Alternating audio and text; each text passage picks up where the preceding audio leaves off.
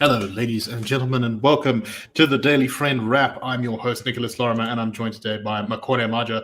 Let us get into the news of today, and let us first start off with some comments made by Minister of Police, Bheki Cele, who has finally said something about the VIP assault on members of the public that was captured on video and went viral around the country. The trial is ongoing for the people implicated in that, but the Minister of Police has not spoken on the issue until now.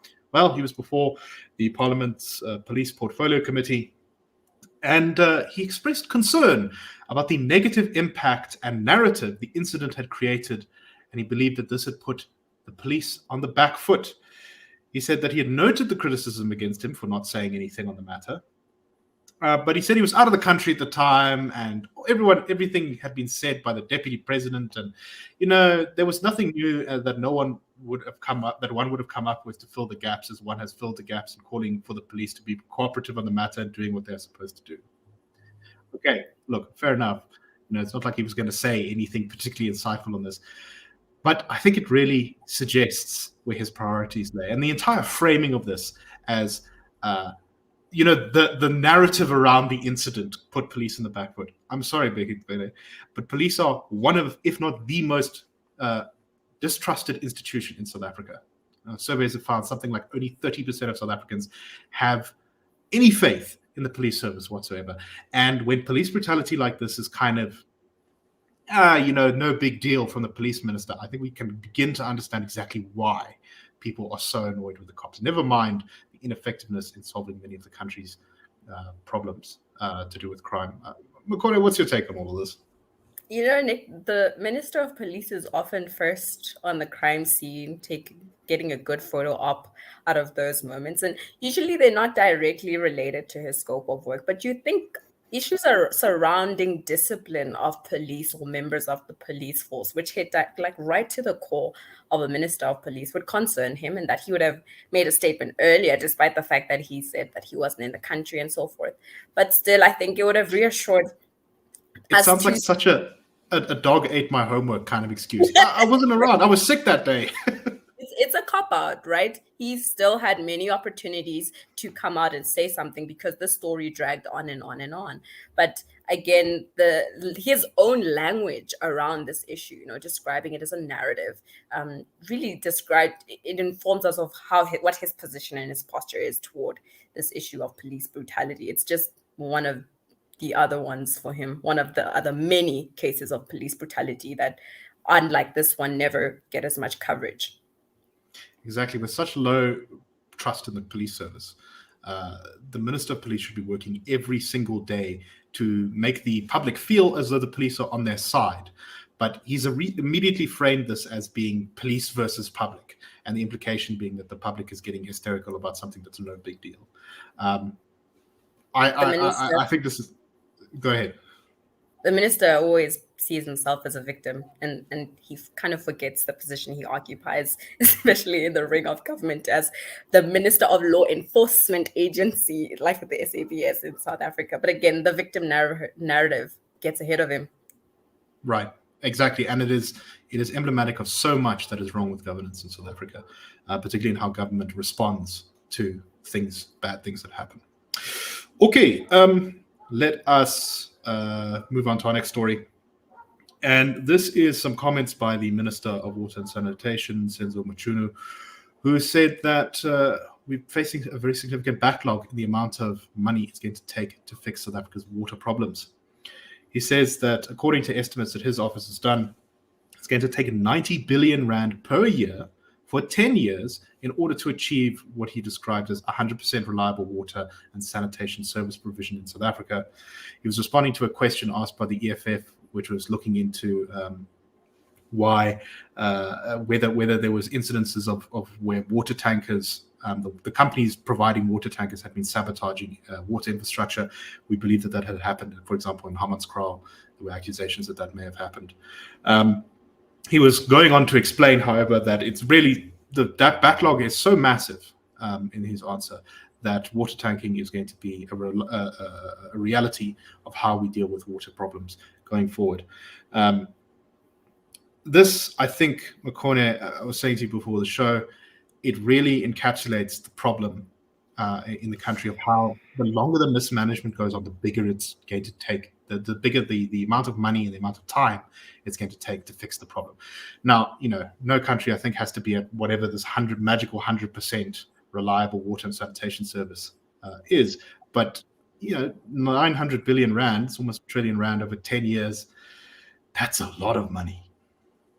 It's ugly, isn't it? It's the cost of corruption, maladministration, malfeasance over years. It just compounds like interest, right?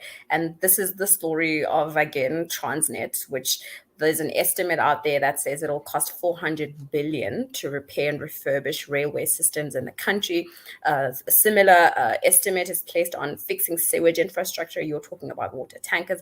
That's drinking water. Sewage infrastructure is also in the pits in South Africa. It requires, again, billions of rands to fix over a sustained period of time, despite the fact that even as far as sewage infrastructure goes, people were writing articles about this as far as 2002 ago or long already, saying, listen, if this is not fixed and if a good chunk of money is not set aside for this annually, if maintenance is not done on these annually, then we will be sitting in a pile of crap, which we are as far as literally.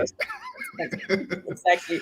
This is also the story of Eskom, right? I said this to you as well before the show, that now we are burning billions of diesel, right? Billions of rands worth of diesel to keep up the maintenance and infrastructure of some of the electricity facilities that are put off. So it's going to continue compounding. And I have no confidence in the current government to actually do something about maintenance, because these are not news, right? Eskom is not news to us, neither is Transnet, and neither is sewage and water infrastructure. And this is exactly why 2024 is going to be such a pivotal election. If major reforms don't result in some way from that election, from whoever is the government, 2029, the task of fixing South Africa's deep problems, particularly with things like infrastructure, with crime, with the collapse of state efficiency in general, are going to be even worse, and they're going to be exponentially worse. As you said, it compounds over time with interest. And there'll come a point where it's going to be a little bit close to starting over from scratch in some municipalities. And that is not a position that I think anyone wants to be in. When South Africa first started off developing some of these systems, the population was a lot lower. So having to do that again would be, I think, a great struggle. Right, let's move on to our last story. Go ahead. Before we move on, Nick, have you actually heard of any political parties that are canvassing around the idea of like bringing back good governance, putting aside money towards maintaining our very highly valued key pieces of infrastructure? Have you heard any political parties really campaigning around those issues? Because we keep priming 2024 as a very important election, but I'm not sure that message is being conveyed by the relevant political parties in the way that it should be. So I think it is. I think pretty much all the opposition parties at least have something in the kind of, whenever they list, the things that are going to change. Infrastructure development stuff is always in that list, and it's often quite near the top. It's usually used the shorthand of potholes or something like that, but or stopping load shedding, right? But I think because we've become so used to it that political parties really don't focus on it in their rhetoric, because for them, and I think for a lot of South Africans, it's so obvious that it's kind of almost just boring, which is, I think, a terrible sign, because that suggests that people are almost growing numb to some of these problems, which is not good at all. Okay, let us move on to our last story, and this is a court ruling which found that the South African Pharmacy Council has been given the go-ahead to introduce its pharmacy-initiated management of antiretroviral treatment initiative. So the Pharmacy Council came out basically with this thing that said that specially trained pharmacists would be able to offer treatment for tuberculosis and HIV, people who are suffering from those conditions. And as anyone who knows anything about medication in South Africa, or health in South Africa, will know, the combination of those two, HIV and tuberculosis, are some of the biggest causes of death in this country, particularly among poorer people. So there's a real need to get antiretrovirals out to more people, to make them less susceptible to TB. There's a real need to make sure that people are taking TB medication and taking it properly, so that they don't develop tuberculosis resistant to medication tuberculosis. And this was originally challenged by a doctors' organization which felt that pharmacists would not be correctly skilled and to carry out this, and they have fears about things like improper treatment or bad advice, or people being overprescribed these things, and then they develop drug-resistant versions of that kind of thing. So I understand the doctors' complaints here, but these are not uncommon problems in South Africa's health system. And I don't think I know anyone really knows what the numbers are, but a lot of South Africans who are suffering from HIV do not get antiretrovirals, even though for the most part they're actually paid for and available. And that, I think, is something that urgently needs to be addressed. So in my mind, this is a pretty good development. Makone, what do you think? As I said in mine, I think doing away with gatekeeping access to key treatments to, like you already stated, two of some of the leading causes of death in South Africa in 2023, HIV being a leading cause of death, like doing away with gatekeeping access to treatment to those two viruses, for me, is a big win. And like the pharmacist already stated in the court case, that these would not be just random nurses or pharmacists. There'd be people who would be specifically targeted to be given treatment to know how to really handle these two very important viruses and treatments. So I have all the confidence that doing away with gatekeeping access to certain medical professions or medical services is only going to mean better healthcare, better access, cheaper access to healthcare in South Africa, which I'm a big proponent of.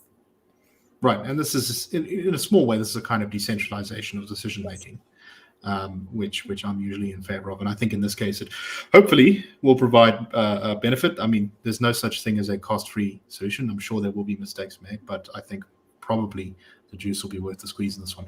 Anyway, that's all that we have for today. So we hope you found this interesting, and that's indeed a wrap.